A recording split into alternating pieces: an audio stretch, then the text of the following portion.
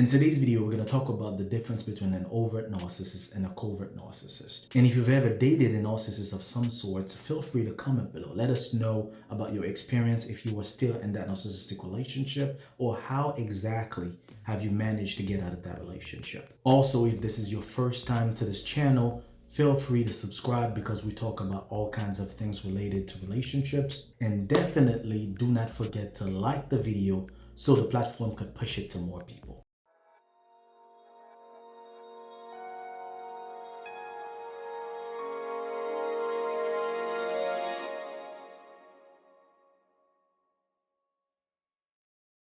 An overt narcissist is the regular narcissist. This is the type of narcissist that most people are going to tell you that they've dealt with. This is the type of narcissist that's always attracting attention. They always need that self-admiration. This is the type of person who's going to come to you trying to paint the perfect someone. They will constantly try to make you think they are perfect for you. This is the type of person who are very entitled. This is the type of person who are very compulsive. This is the type of person who's always looking for validation. This is the type of person who will definitely throw a tantrum when they do not get their ways. This is the type of person who's also a control freak. This is the type of person who's going to try to manipulate you emotionally, mentally, psychologically, in any ways they can. This is the type of person who wouldn't have any problem to hurt you. This is the type of person who's going to gaslight you. This is the type of person who's going to go with the process of love bombing. This is the type of person that you cannot trust. Basically, that's what it is. An overt narcissist has literally all the bad things you can ever think about a narcissist. And unfortunately, a lot of people have dealt with that, from family members to romantic relationship. An overt narcissist is one of the well-known narcissists that a lot of people have unfortunately dealt with. Which also means if you've ever dated an overt narcissist,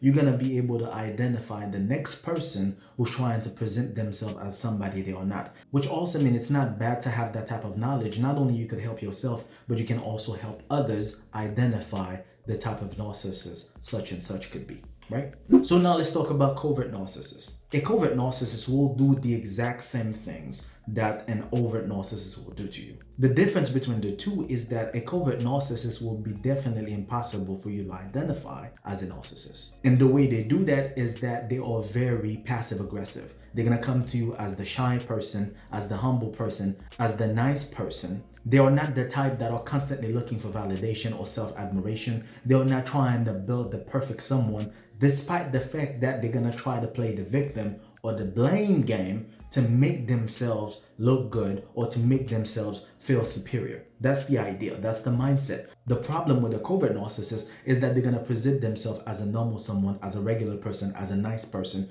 without you understanding this is also part of the process. With understanding that a covert narcissist is just as bad as an overt narcissist, they will definitely do the exact same things to you, even worse, because you would never expect a covert narcissist to even be a narcissist. That's what's worse about it. And another important detail that you need to understand about a covert narcissist is that a lot of them have suffered anxiety, social anxiety, or depression, which is part of the reasons why you're not going to see them as the attention-seeking type of people. But despite all the different attractions that they're going to make you think they are not exactly who they know they are still as bad, even worse, as any other narcissist. That's the idea. That's the conclusion. And the best way to identify them is with the pattern.